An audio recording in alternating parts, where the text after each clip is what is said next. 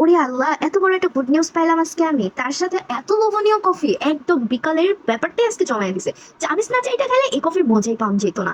And এই কফিটা বানানোর পুরো রেসিপিটা তোমাদের সাথে শেয়ার না করলে তোমার পেটে ভাতই হজম হইব না।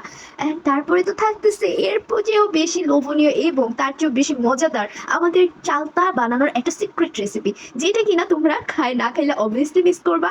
এন্ড এই সিক্রেট রেসিপিটা বানানোটা এতটা ইজি যে এটা শুনলে তো তোমরা আবার হা হয়ে যাবা। এন্ড আজকের ব্লগটা শুরু করা যাক। হ্যালো বিউটিফুল জনগণ এন্ড আসসালামু আলাইকুম। আজকের দিনটা শুরু হয়েছে কি দিয়া কইতে পারি না, বাট বিকাল টাইমটাতে কফি না হইলে কেন জানি আমার একদমই ভালো লাগে না।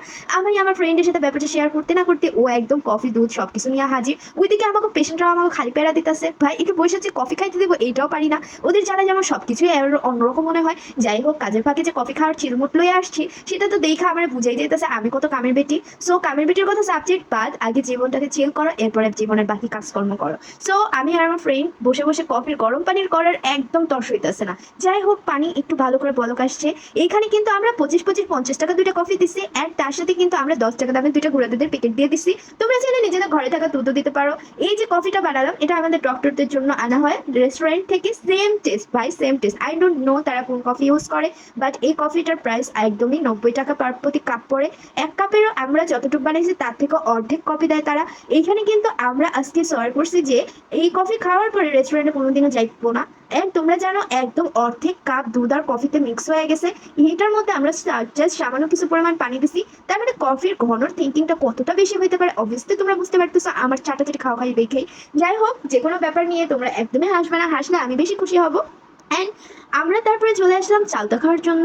এখন বাজে প্রায় 5টার দিকে চালতা খাইতে বসে পড়ছি। বিকাল 5টা এই টাইমটা আমরা একদমই অবসর থাকি, পেশেন্টের প্রেশারটা অনেক কম থাকে বললেই চলে। এখানে আমি তো একদম চালতা খাইতে বসে পড়ছি, আর চালতাটা মুখে দেওয়ার সাথে সাথে আমার মুখের মধ্যে তো একদম বম ব্লাস্ট হয়ে গেছে। জাস্ট অসাধারণ হয়েছে। ওকে, বলেই দিই চালতার রেসিপিটা। এখানে আমরা ফুচকার টপ ইউজ করছি, সাথে লবণ মরিচ অ্যান্ড চালতাটা গুদাইয়া ছিল। যাই হোক, তোমরা আই থিঙ্ক আজকে এই ভিডিওটা ভালো লাগবে। ও হ্যাঁ, এই কিডসটা কিসের যেটা নিয়ে এত ফালাফালি করতেছি, বাট এখানে তো পজিটিভ আসে নাই।